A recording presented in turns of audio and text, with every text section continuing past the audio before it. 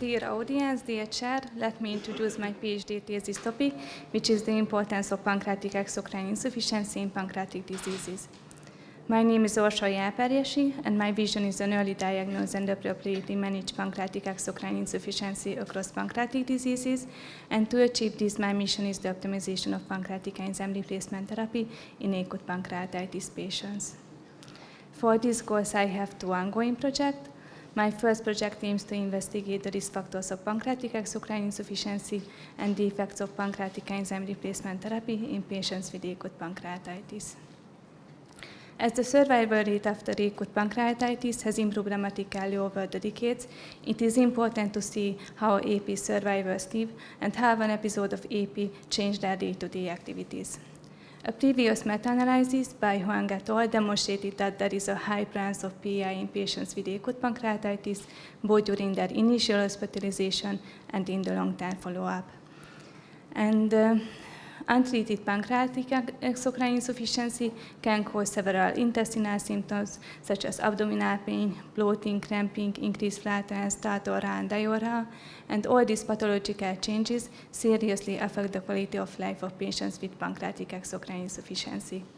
Despite it, there are still many uncertain aspects regarding the treatment with patients with post-AP PEI, and less is known about which patients need to be screened for PEI after an episode of AP.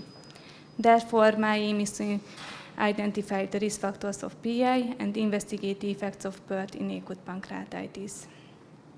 We ask the following questions. First, what are the rates and the predictive factors of PEI in acute pancreatitis?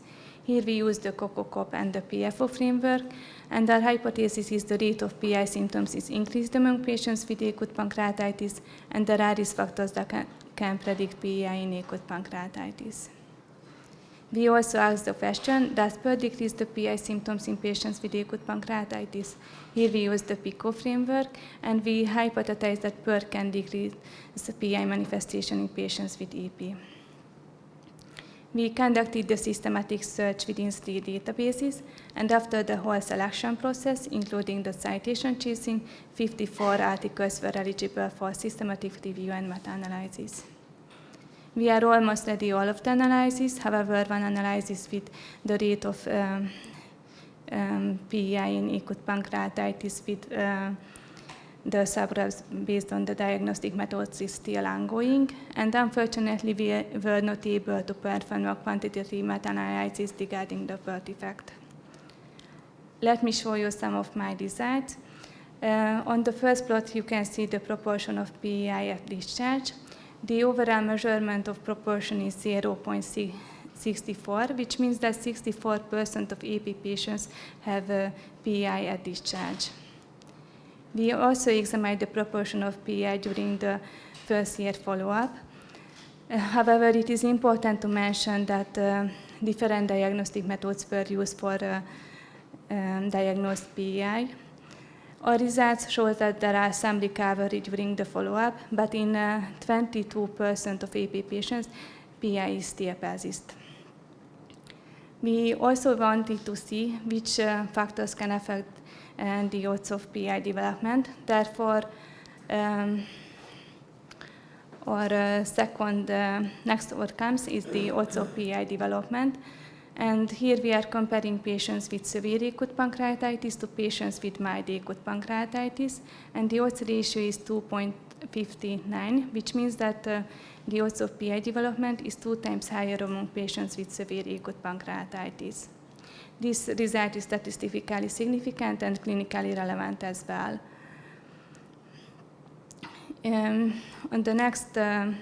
On this plot, you can see results for the same outcome, the odds of PEI development.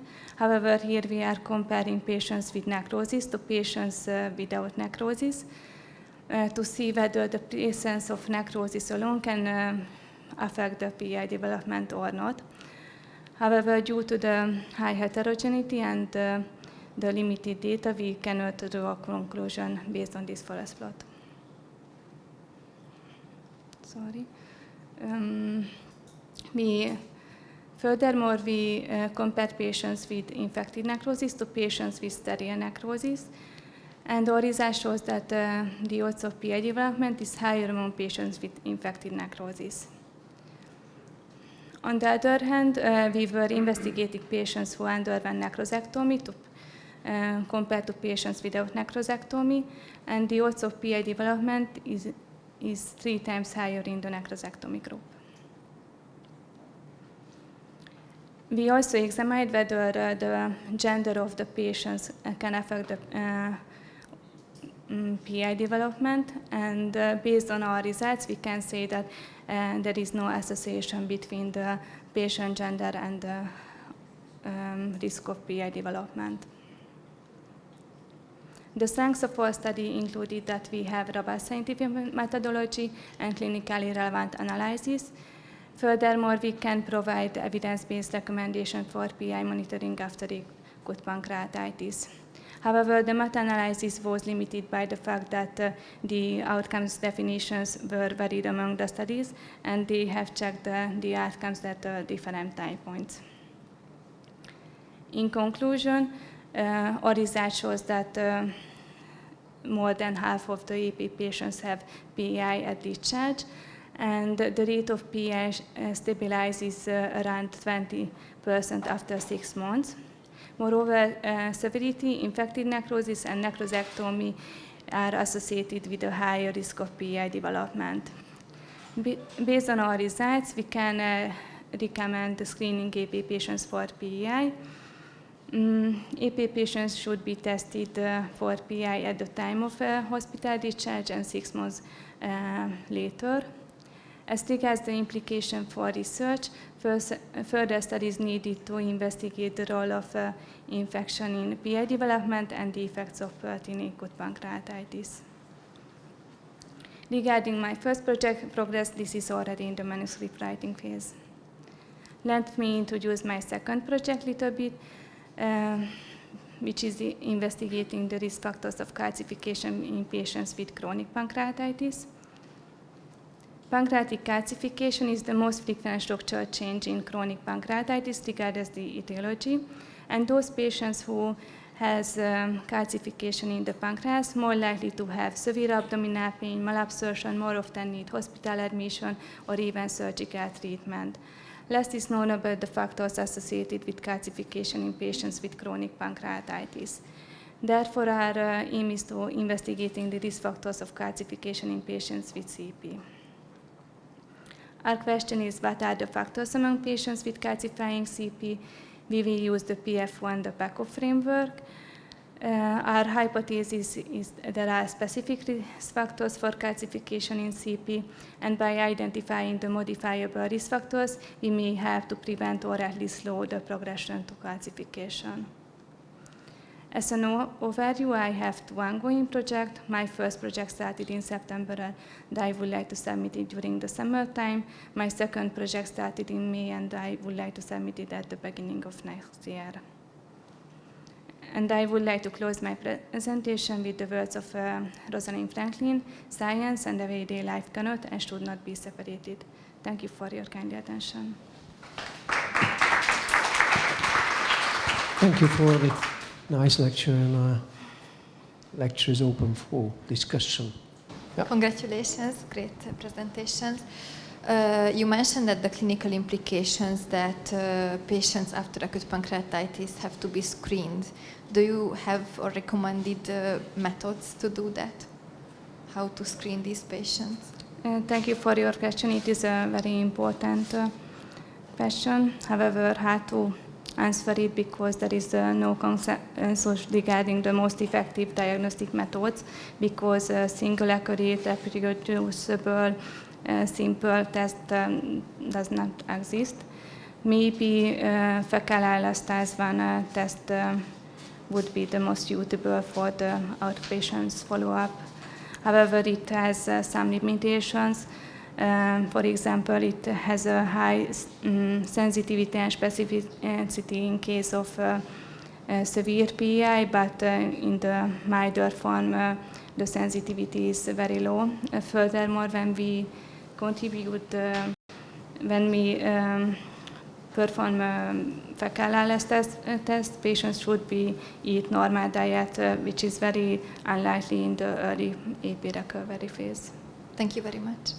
So if we go back to one of your slides where you said severe versus mild pancreatitis has a significant association with exocrine insufficiency. So I understand the risk, but if you want to translate it to proportion, you said all pancreatitis is roughly 22%. What proportion of mild and what proportion of severe will have exocrine insufficiency? So how can I translate it to my patients who I discharge?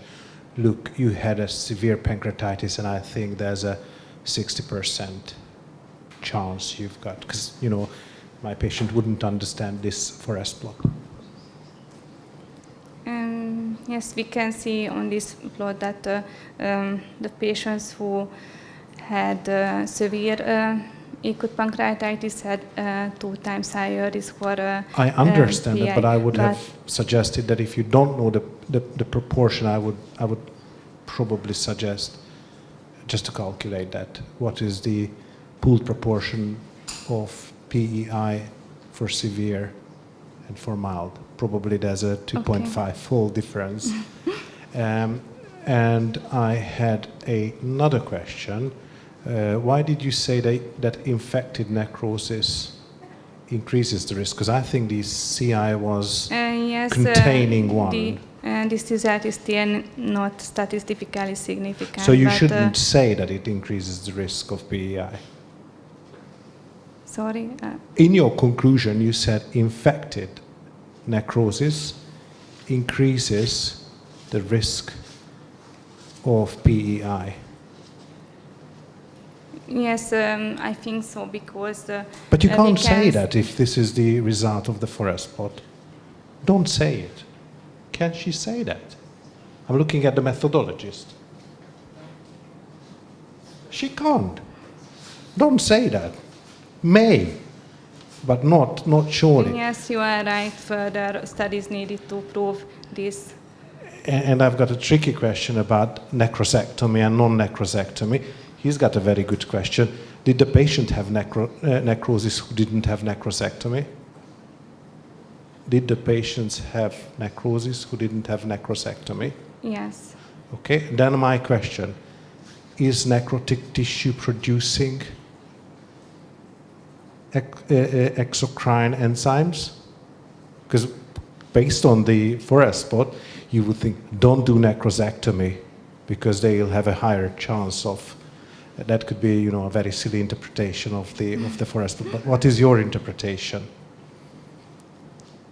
For me, the results shows that, for example, here in this plot, we can see a high heterogeneity. So there are patients who develop PI and there are who not.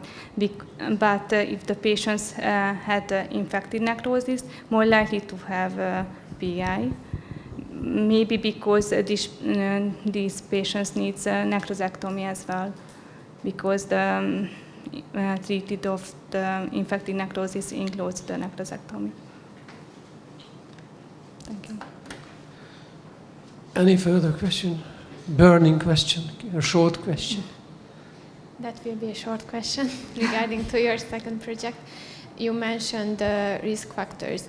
Do you have any preliminary idea which risk factors would you like to investigate? Well, we would like to investigate any risk factors that we can identify, for example, BMI, age, and gender of the patients, presence of diabetes mellitus or other comorbidities, smoking habits, alcohol consumption. Thank you.